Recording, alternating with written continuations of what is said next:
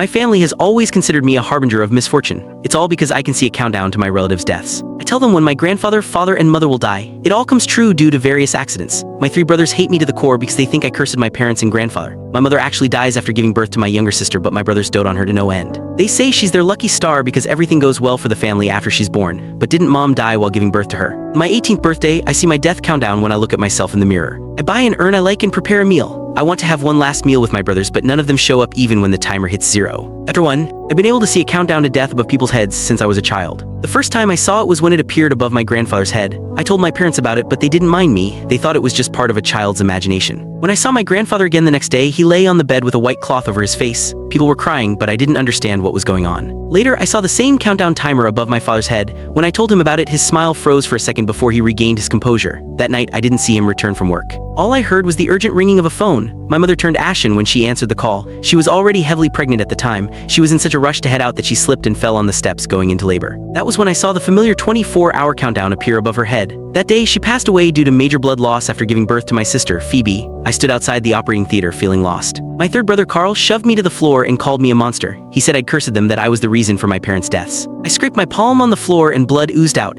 I wanted to cry from the pain but forced myself to hold it in when I looked around. The people standing around me didn't dare come near. I could see the fear and hatred in their eyes. I didn't dare make a sound. All I did was bite my lip and get to my feet. Then I dusted my dress off and comforted myself. After that, I curled up in a corner and listened to the sobs around me. I hugged my knees and wept, "Daddy, Mommy." I slowly drifted off. When I woke up, I found that I was alone. Everyone had left, but no one had bothered waking me up. Was it because they didn't want me anymore? I got to my feet feeling panicked. However, my legs were numb after being curled up for too long, so I fell to the floor. The corridor was silent. Only the blinding lights were with me. Pain consumed my body and I couldn't hold back the flood of tears. That was the day everything in my life changed. Chapter 2. My 3 elder brothers treated Phoebe like a princess but avoided me like the plague. Even the maids brushed me off. It was a regular occurrence for me to go to bed while starving. That didn't stop me from reaching the age of 18 though. Carl always said I was a monster who would forever plague the rest of the family, and I somewhat agreed. I wondered whether I was still alive because I was too evil for hell to take me in. On this day, I got out of bed and headed to the bathroom to wash up. My hair was dry and frizzy and my cheeks were sunken. No one would ever think I was the oldest daughter of the affluent Jensen family. That was beside the point though. What caught my attention was the countdown timer above my head. I saw the bright red numbers above my mirror reflection. The day had finally come. I wanted to smile but only managed to lift the corners of my lips slightly. I slowly put down my glass of water and stared dazedly at my reflection. I didn't have friends and rarely came into contact with anyone. How was I going to spend my final day in this world? After a long moment of consideration, I washed up and descended from the attic where I lived. My original room had been converted into Phoebe's walk-in wardrobe shortly after her birth. In the past, I'd looked out the small attic window at the little girl running around and having fun in the garden. She was innocent, pure, and free of worries. Meanwhile, I could only hide in the shadows and peek at her happiness. It wasn't exactly early, so I was Click the link on the homepage to watch the full follow-up for free.